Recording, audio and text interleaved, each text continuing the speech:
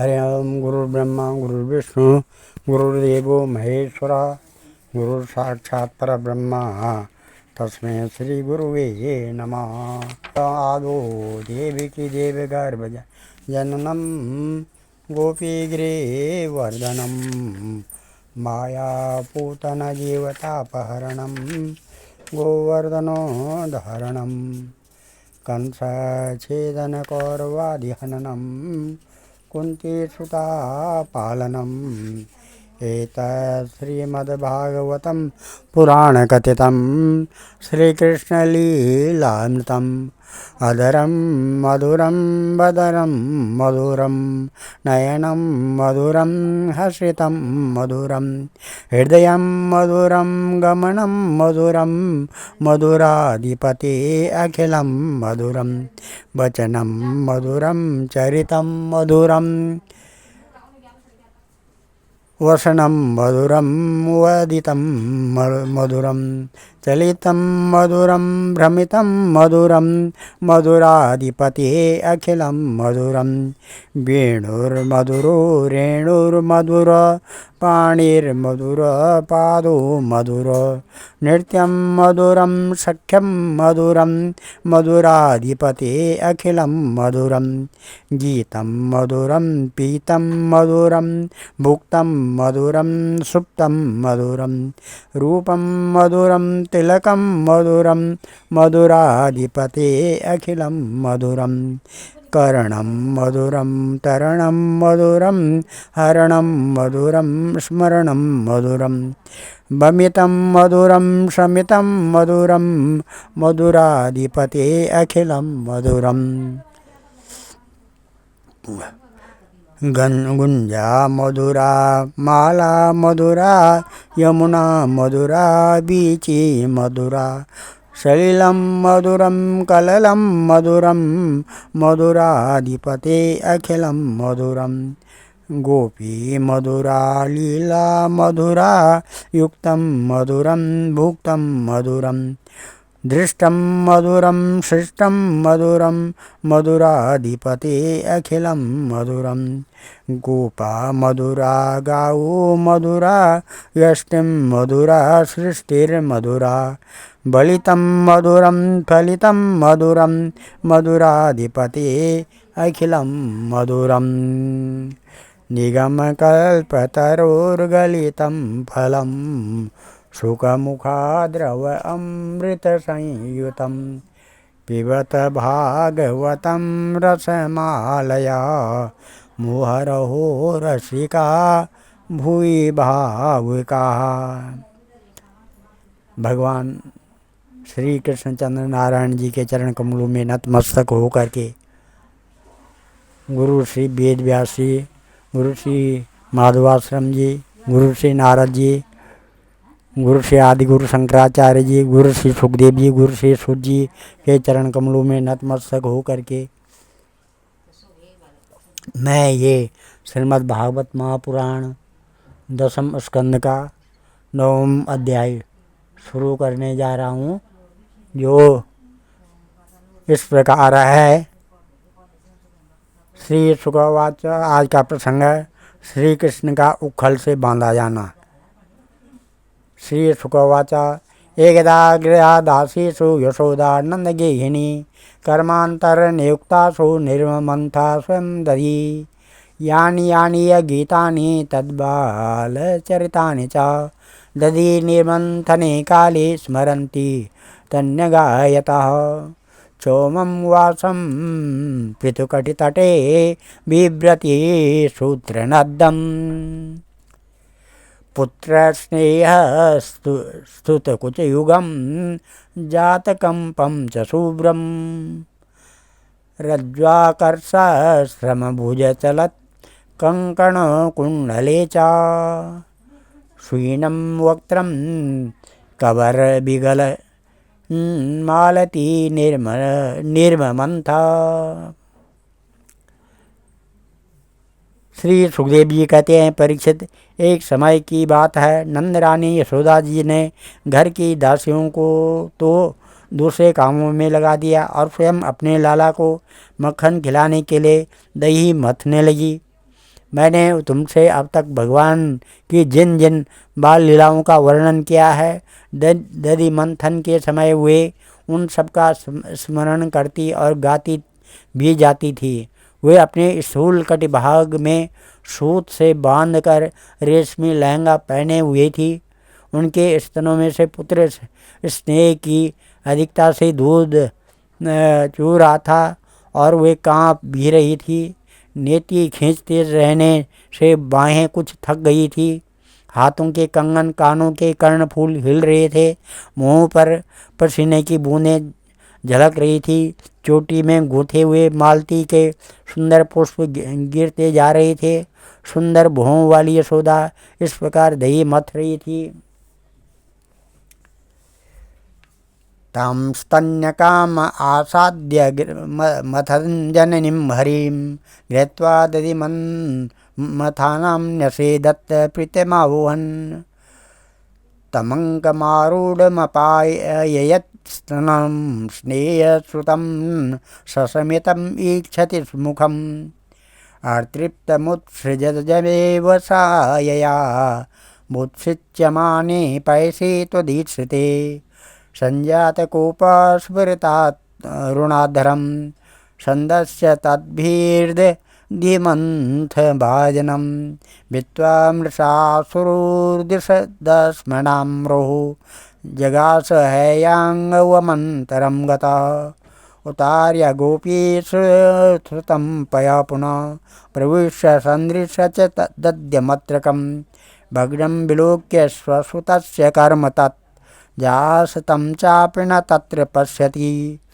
उल्लूखलाङ्ग्रायेङ्ग्रुपरि व्यवस्थितम् अर्काय कामं दत्तं शुचिस्थितं हेवङ्गवं चौर्य विषकिन्ते किन्ते क्षणं निरीक्ष्य पश्चात् सुतमागमच्छने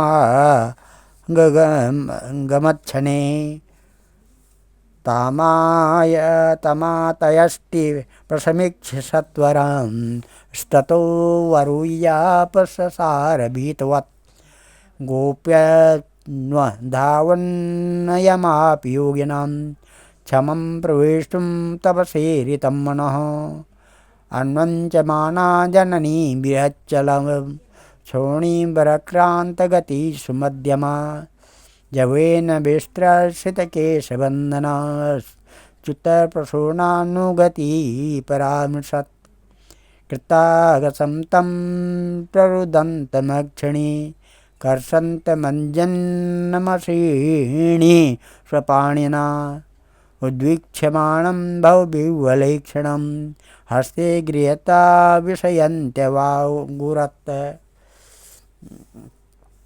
इस प्रकार से उसी समय भगवान श्री कृष्ण ये दूध पीने के लिए दही मथती हुई अपनी माता के पास आए।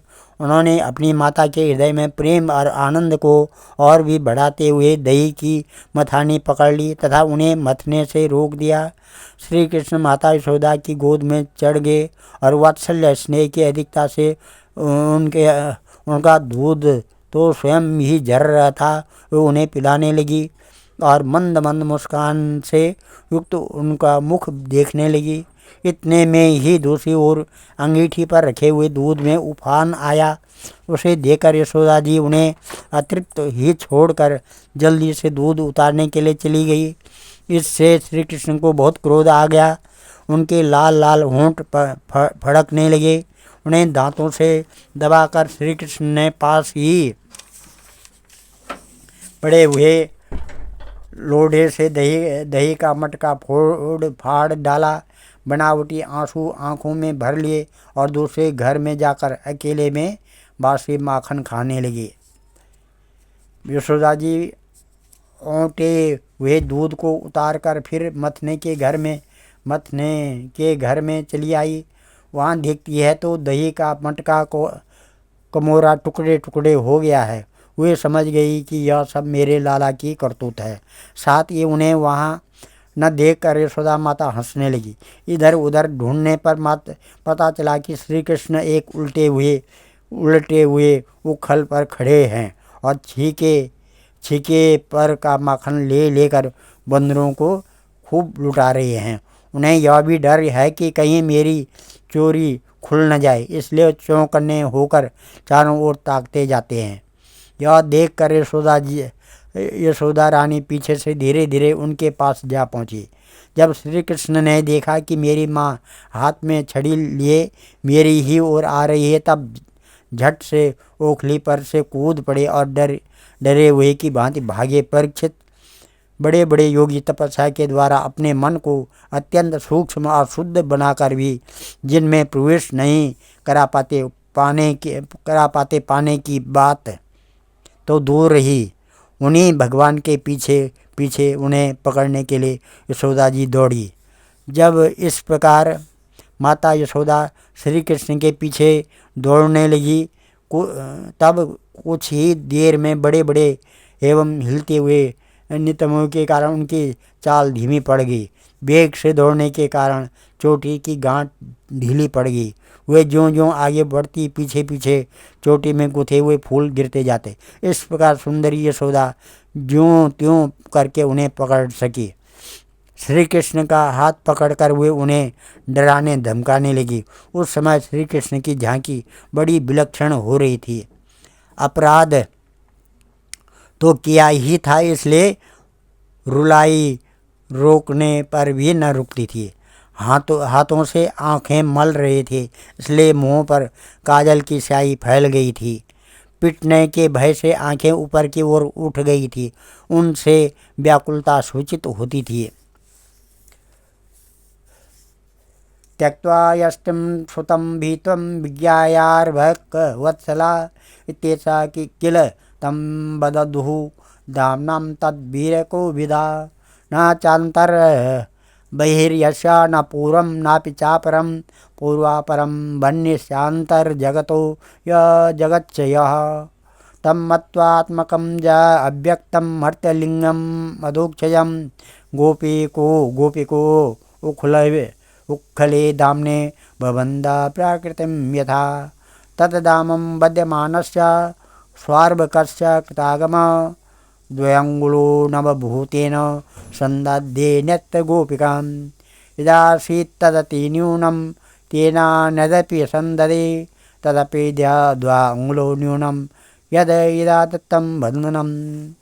एवं स्वगेह दामानि यशोदा संदधत्यतपि गोपीनां सुस्मयान्तीनां स्मरन्ती विस्मिता अभवत्। स्वमातु शून्यगात्राया विस्त्रस्तक वरस्त्रया दृष्टा परिश्रमं कृष्ण कृपयासीत् स्वबन्धनेः। एवं सदर्शितायाङ्ग हरिणामृत्य वश्यता स्ववशेनापि कृष्णेन यस्येदं शेश्वरं वशे। नेमं विरञ्चो न भवो न श्रीरप्योऽङ्ग संश्रया प्रसादं लेवरे गोपी यतत पापविमुक्तिदां। नायं सुकापो भगवन् देहिनां गोपिकासुतं ज्ञानिनां चात्मभूतानां या भक्तिमतामिह। इस प्रकार से जब यशोदा जी ने देखा कि लल्ला बहुत डर गया है, तब उनके हृदय में वात्सल्य स्नेह उमड़ आया। उन्होंने छड़ी फेंक दी और इसके बाद सोचा कि उसको एक बार रस्सी से बांध देना चाहिए, नहीं तो यह कहीं भाग जाएगा। परीक्षित, सच पूछो तो यशोदा मैया को अपने बालक के ऐश्वर्य का पता न था, जिसमें न बाहर है न भीतर, न आदि है और न अंत, जो जगत के पहले भी थे और बाद में भी रहेंगे। इस जगत के भीतर तो हैं ही हैं, बाहरी रूप में भी हैं, और तो क्या जगत के रूप में भी स्वयं वही है। यही नहीं, जो समस्त इंद्रियों से परे और अव्यक्त हैं, उन्हीं भगवान को मनुष्य का सा रूप धारण करने के कारण पुत्र समझकर यशोदा रानी रस्सी में उखल में ठीक वैसे ही बांध देती है जैसे कोई साधारण सा बालक हो। जब माता यशोदा अपने उद्यमी और नटखट लड़के को रस्सी से बांधने लगी, तब वह 2 अंगुल छोटी पड़ गई। तब उन्होंने दूसरी रस्सी लाकर उसमें जोड़ी। जब वह भी छोटी होगी तब उसके साथ और जोड़ी। इस प्रकार वे ज्यों ज्यों रस्सी लाती और जोड़ती गई, त्यों त्यों जुड़ने पर भी वह सब 2 अंगुल छोटी पड़ जाती। यशोदा रानी ने घर की सारी रस्सियाँ जोड़ डाली, फिर भी वह भगवान श्री कृष्ण को न बांध सकी। उनकी असफलता पर देखने वाली गोपियाँ मुस्कुराने लगी और वे स्वयं ही भी मुस्कुराती हुई आश्चर्यचकित हो गई। भगवान श्री कृष्ण ने देखा मेरी माँ का शरीर पसीने से लथपथ हो गया है, चोटी में गुथी हुई मालाएं गिर गई हैं और वे बहुत थक भी गई है। तब कृपा करके वे स्वयं ही अपनी माँ के बंधन में बंध गए। परीक्षित, भगवान श्री कृष्ण परम स्वतंत्र हैं। ब्रह्मा इंद्र आदि के साथ यह संपूर्ण जगत उनके बस में है। फिर भी इस प्रकार बंद कर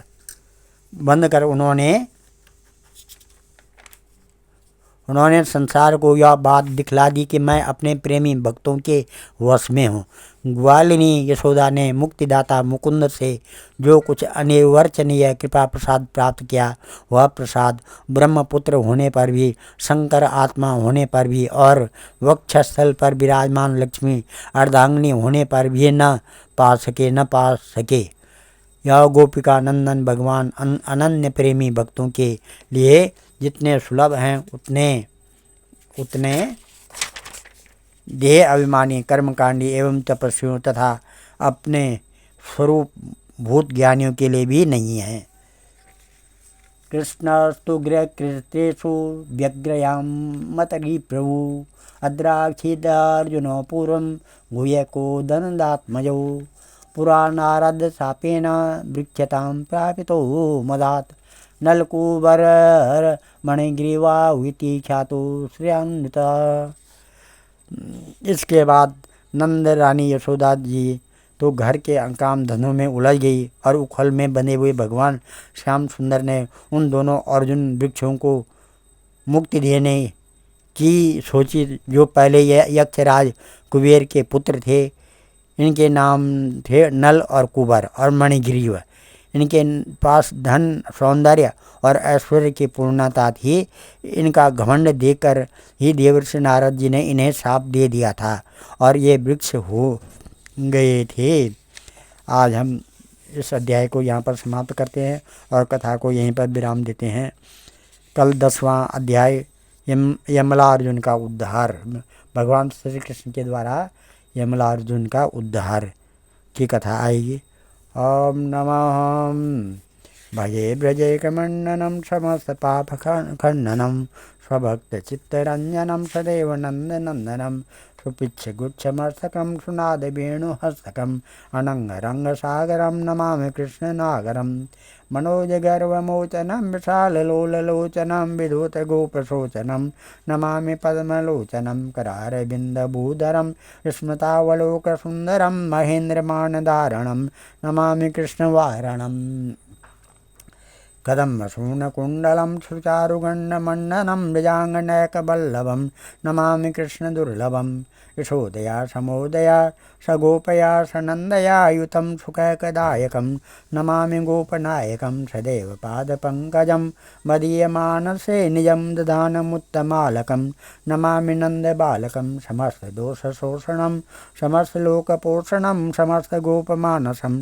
नमामि नन्दलालसा भूभरावतारकं भवाब्जकर्णधारकं यशोमतीकिशोरकं नमामि चित्तचोरकं दृगन्तकान्तभङ्गिनं सदा सदालिसंज्ञनं दिने दिने नवं नवं नमामि नन्दसम्भवं गुणाकरं सुखाकरं कृपाकरं कृपापरं सुरदुषेनिकन्दनं नमामि गोपनन्दनं नवीनगोपनागरं नवीनकेलिलम्पटं नमामि मेघसुन्दरं तडित्प्रबालसत्पटं समस्तगोपनन्दनं हृदम्बुजैकमोदनं नमामि कुञ्जमध्यगं प्रसन्नभानुशोभनं निकामकामदायकं दृगन्तचारुसायकं रसालवेणुगायकं नमामि कुञ्जनायकं विदग्धगोपिका मनोज्ञतल्पसायनं नमामि कुञ्जकानने प्रबुद्धवन्यपाणीयं किशोरिकान्तिरञ्जतं दृगज्जनं सुशोभितं गजेन्द्रमोक्षकारणं नमामि श्रीविहारिणं यदा तदा यथा तथा तथैव कृष्णसत्कथा